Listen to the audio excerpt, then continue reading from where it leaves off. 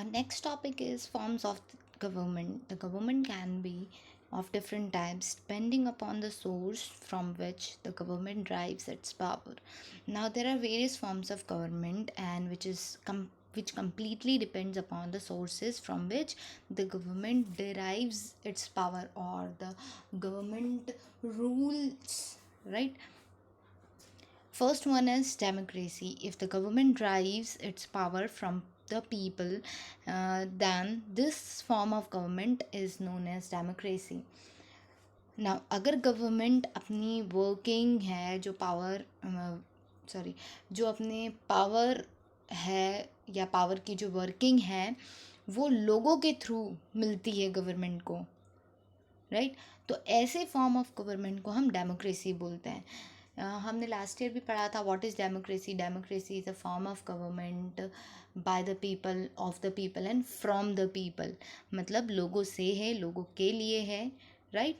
सो वो ऐसी गवर्नमेंट जिसमें गवर्नमेंट को पावर लोगों से मिलता है, ऐसे गवर्नमेंट को डेमोक्रेसी या डेमोक्रेटिक गवर्नमेंट कहते हैं. In a democracy the people choose their own leaders. Democracy के अंडर लोग अपने लीडर्स को खुद चूज़ करते हैं. Elections are held in which people vote and choose their representative. Elections होते हैं, इलेक्शंस में लोग वोट करते हैं और अपनी चॉइस के रिप्रेजेंटेटिव को वोट देते हैं. Once elected this representatives from the government. और एक बार जब किसी पर्टिकुलर रिप्रेजेंटेटिव को या कैंडिडेट को इलेक्ट कर लिया जाता है तो वो क्या करता है, गवर्नमेंट फॉर्म करता है. They take decision on behalf of the people and are therefore answerable to the people for their decision and action. और एक बार जब वो डिसीजन ले लेते हैं, वो रिप्रेजेंटेटिव जो या वो कैंडिडेट जो जीत जाता है और गवर्नमेंट फॉर्म करता है, वो लोगों के बिहाफ पे डिसीजन लेता है, लोगों के वेलफेयर के लिए डिसीजन लेता है. और अगर उसने एक बार डिसीजन ले लिया है तो फिर कंप्लीट आंसरेबल कौन है, कंप्लीट अकाउंटेबल कौन है? दैट पर्सन जिसने डिसीजन या कोई एक्शन लिया है. और country India has a democratic form of government. और इसका एग्जाम्पल क्या है? इंडिया. इंडिया में कौन से फॉर्म ऑफ गवर्नमेंट है? डेमोक्रेटिक फॉर्म ऑफ गवर्नमेंट है, राइट? हम वोट दे सकते हैं इलेक्शंस में या किसी कैंडिडेट को, अपनी चॉइस के कैंडिडेट को.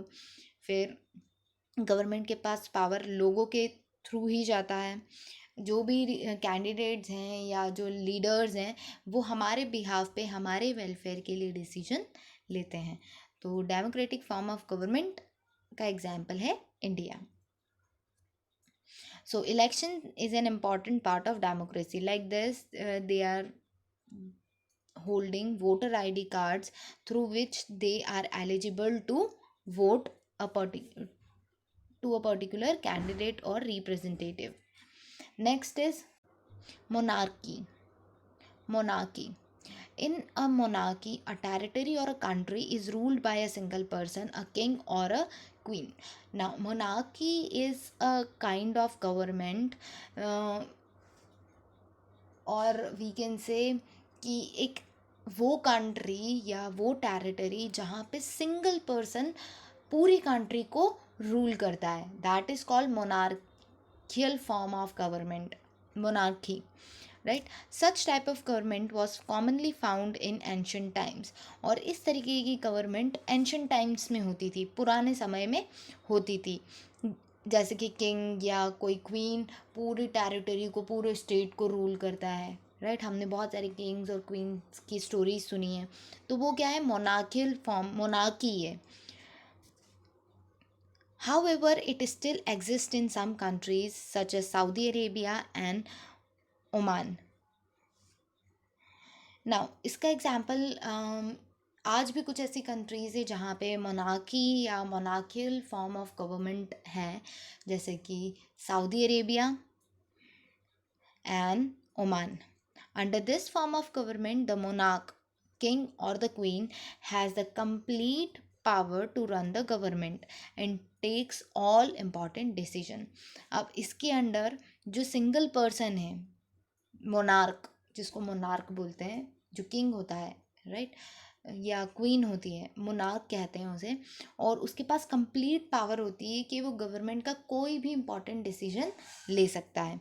She or he may consult small group of people to arrive at a decision, but the ultimate decision making power rests with the monarch. अब ऐसी कंडीशन में वो जो किंग या क्वीन है या मोनार्क बोल सकते हैं हम, वो मोनार्क किसी स्मॉल ग्रुप से कंसल्ट कर सकता है या एडवाइस ले सकता है, राइट. लेकिन पावर फिर भी उस मोनार्क के हाथ में ही होता है. मतलब पावर होल्ड कौन करता है, वो किंग या क्वीन या मोनार्क.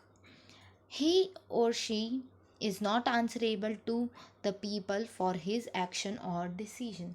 और वो पर्टिकुलर किंग या क्वीन या मोनार्क आंसरेबल नहीं होते हैं. वो अपनी इच्छा के अकॉर्डिंग जो एक्शंस हैं, जो डिसीजंस हैं, वो ले सकते हैं. He is not answerable to anyone. No one can question him that why he has taken such a action or such a decision. So there are two forms of what we have studied. First one is democratic and democracy, and second one is monarchy. The third one is dictatorship. Dictatorship, the third type of government is dictatorship.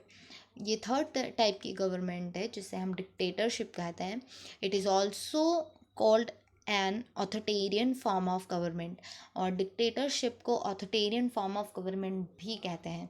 आप सभी ने I guess Hitler का नाम सुना होगा, Adolf Hitler. He was a dictator of Germany, right. So dictatorship is a third form of government and which is also called authoritarian form of government.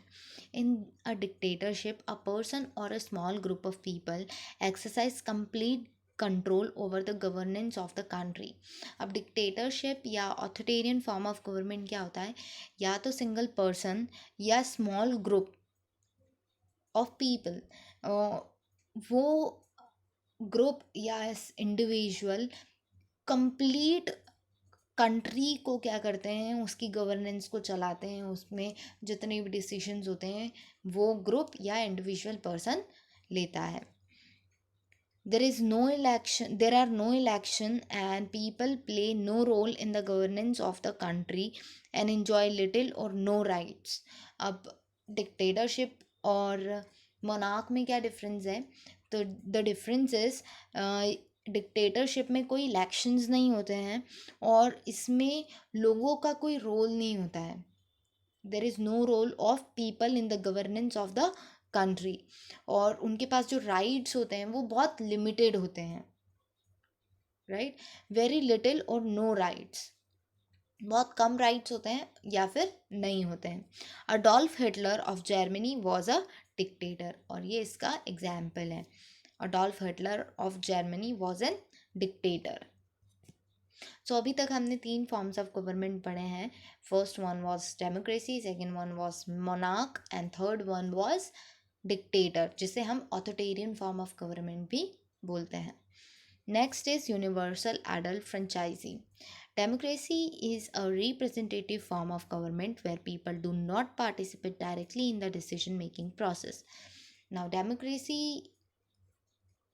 एक ऐसा form है गवर्नमेंट का जिसमें लोग डायरेक्टली पार्टिसिपेट नहीं करते हैं.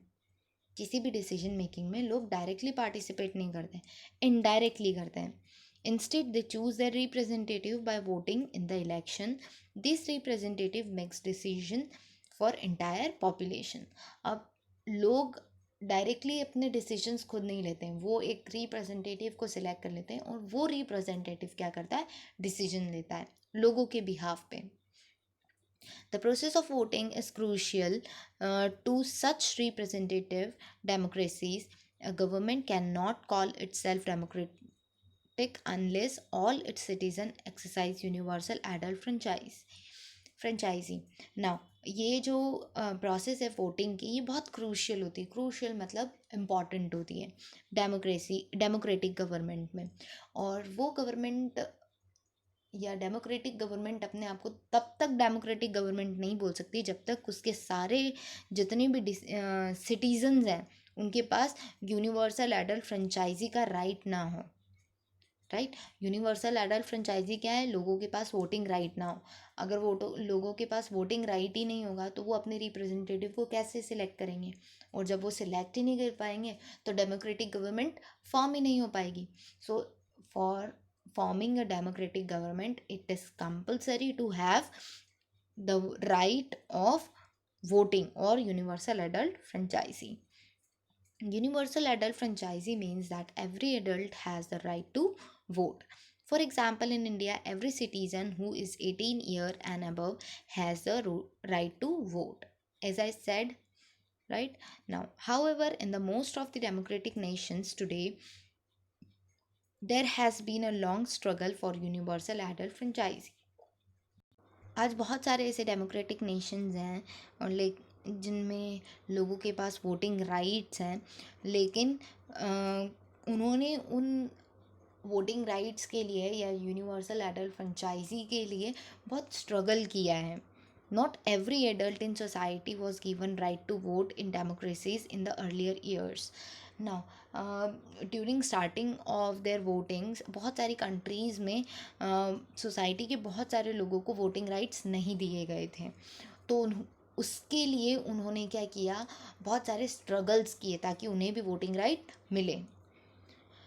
India is a democracy, but even for India, the long struggle to achieve democracy was a long one. India had been under British rule for almost 200 years. During the period, several attempts were made by Indians to participate in the governance of the country. Now, since India at present एक democratic country है, लेकिन India में भी लोगों ने बहुत struggle किया है. जस्ट बिकॉज इंडिया ब्रिटिश के अंडर था, ब्रिटिश कॉलोनियल रूल था. अबाउट ऑलमोस्ट अबाउट 200 ईयर्स तक ब्रिटिश ने इंडिया पे रूल किया. और उस ड्यूरेशन में लोगों ने बहुत अटैम्प्ट किए, बहुत स्ट्रगल्स किए ताकि उन्हें भी जो गवर्नेंस है उसमें पार्टिसिपेट करने का मौका मिले. But this attempts were not encouraged by the British. लेकिन ये जो अटैम्प्ट्स थे, ये जो स्ट्रगल्स थे, ये ब्रिटिश ने एक्सेप्ट नहीं किए. As a result, India was able to grant universal adult franchises to its citizen only after getting independence from the British rule. और इंडिया में जो यूनिवर्सल एडल्ट फ्रेंचाइजी थी, सिंस इंडियन रेसिडेंट्स को before independence ये rights नहीं थे, तो जैसे ही इंडिपेंडेंस मिला सारे सिटीजन्स को जो 18 या 18 के अबव थे सभी को यूनिवर्सल एडल्ट फ्रेंचाइजी प्रोवाइड की गई, मतलब वोटिंग राइट्स प्रोवाइड किए गए. Before independence only a few people could exercise right to vote. Independence के पहले बहुत कम लोगों के पास ये राइट्स थे. जनरली पीपल विथ प्रॉपर्टी और wealth were allowed to cast their vote. और कॉलोनियल रूल के ड्यूरेशन में, मतलब जब ब्रिटिश इंडिया में थे उस ड्यूरेशन में उन लोगों को ही ये राइट दिया जाता था जिनके पास प्रॉपर्टी होती थी, या वेल्थी लोग, अमीर लोगों को ही ये अलाउ किया जाता था कि वो वोट दे सकते हैं. Women and people who had no property or wealth were not allowed to participate in the elections. After independence, India took measures to include this section of the society in election process and introduce universal adult franchisee. Now एक case study है that is women suffrage movement. मैंने आपको बताया कि बहुत सारे struggles हुए थे और बहुत सारे नेशंस में इनिशियली वोटिंग राइट नहीं दिए गए थे, तो लोगों ने कैसा स्ट्रगल किया वो इस केस स्टडी में हम पढ़ने वाले हैं. The right to vote or suffrage, as we understand today, was not given to all till recent times. Men, women, and poor across the globe had to struggle for their voting rights or suffrage. The movement of women to acquire voting right is termed as women's suffrage movement. Now, initially, women's को और poor people को voting rights नहीं दिए गए थे, तो उसके लिए विमेंस ने क्या किया, स्ट्रगल किया, और उस स्ट्रगल को क्या नाम दिया गया, women suffrage movement. Women joined the workforce in a large number during the First World War. Before that time, it was commonly held belief that women's main role was to look after homes, their families. Politics and all activities outside the home was left to the man.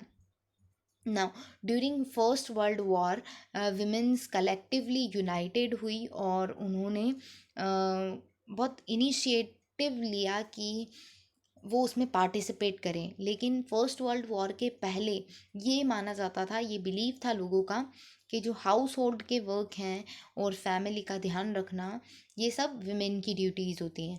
और घर के बाहर के जितने भी political activities या जो outside activities होती हैं वो सिर्फ मेन के लिए होती हैं, विमेन के लिए नहीं होती है।